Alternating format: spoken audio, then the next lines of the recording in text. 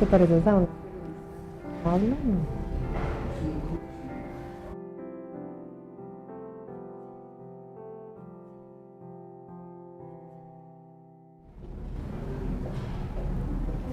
Hola, la Asociación Colombiana de Neurología realiza un gran evento, el 8º Simposio Colombiano de Epilepsia en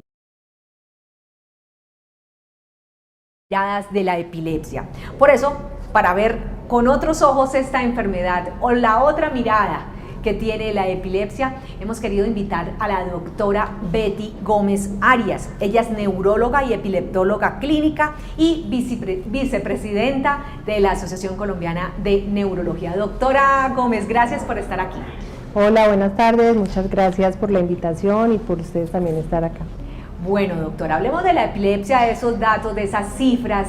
¿Qué tanto afecta? Primero, a nivel mundial y en Colombia, la epilepsia. ¿Hay muchas personas con epilepsia? Depende de donde leas, dicen que en el mundo puede haberse entre 50 a 70 millones de personas con epilepsia. En Colombia tenemos algunas estadísticas, digamos que ya son un poco antiguas, que más o menos nos dicen que puede haber entre 500.000, que pueden corresponder al 1.3% de la población con epilepsia. Y sabemos que la epilepsia puede ser el segundo motivo de consulta de las personas que buscan un neurólogo. Entonces yo creo que son datos relevantes. Quizás la epilepsia sea de esas enfermedades que no es diagnosticada a tiempo, que como que se dilata el diagnóstico, es subdiagnosticada quizás.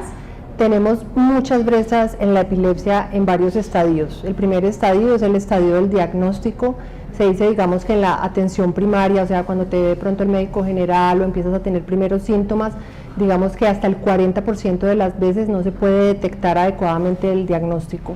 En centros de epilepsia también, que digamos uno puede esperar que el diagnóstico sea mejor, pueden tener alteraciones hasta el 26% que no se logre diagnosticar de forma definitiva y hay que hacer como más estudios.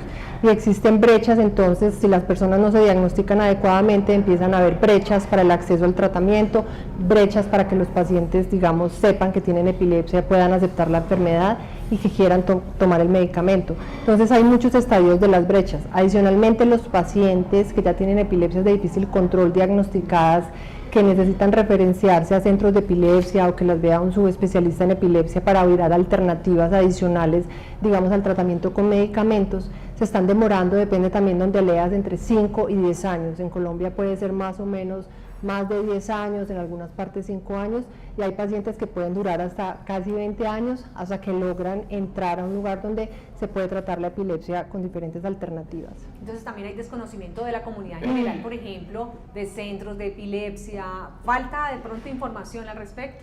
Digamos que yo pienso que no solamente falta información, sino que tenemos que modelar mejor el tema de la prestación en salud, para que haya como una adecuada comunicación entre la atención primaria y la remisión de los pacientes a los centros especializados que requieran ese tratamiento y ese manejo.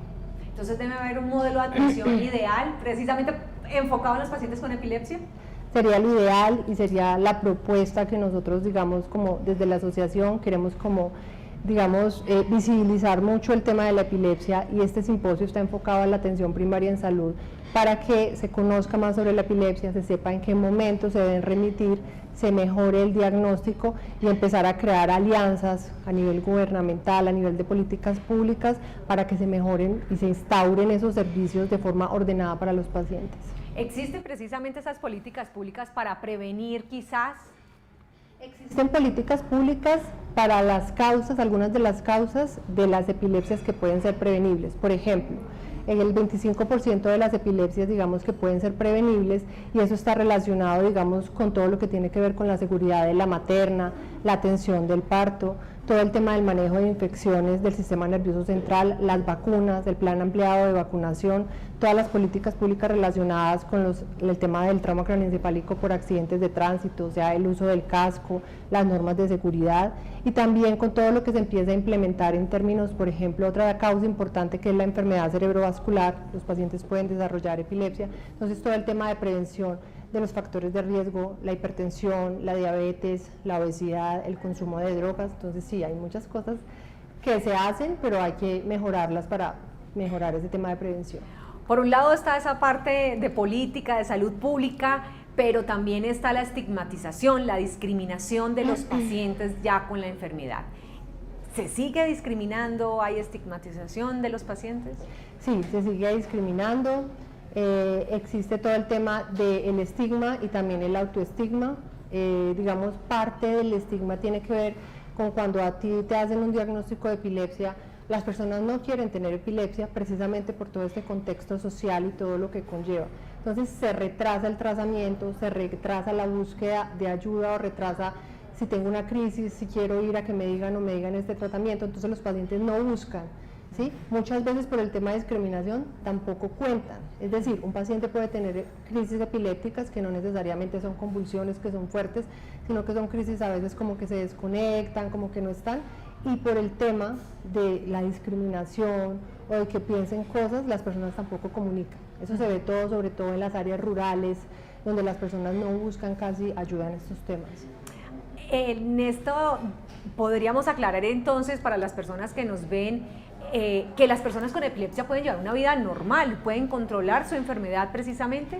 Bueno, las estadísticas nos dicen que 7 de cada 10 personas con epilepsia van a estar controladas tomando los medicamentos antiepilépticos o anticrisis, como los llamamos, de forma adecuada, si los elegimos en la forma adecuada.